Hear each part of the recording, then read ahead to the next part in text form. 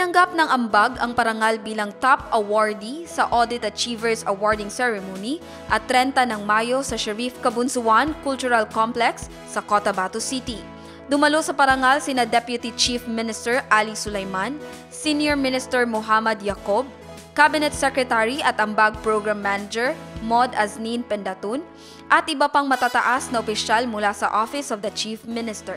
Ang seremonya ay pinangunahan ng Internal Audit Office sa pamumuno ni Hasmin Ibrahim bilang pagkilala sa mga tanggapan na nagpamalas ng mataas na antas ng excellence, professionalism at aktibong pakikiisa sa mga audit engagements para sa taong 2024.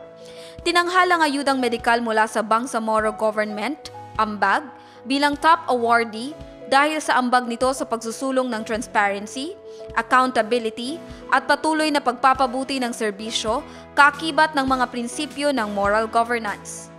Tinanggap ni Deputy Program Manager Saharan Jerjani Silongan ang parangal sa ngalan ng programa.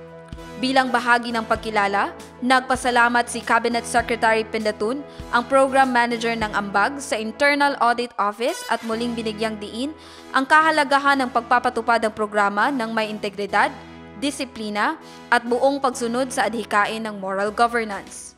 Itinuturing naman ng Ambag na isang inspirasyon ang pagkilalang ito upang lalo pang pagbutihin ang trabaho at paninindigang patuloy na maghatid ng kalinga at serbisyo para sa bawat Bangsamoro.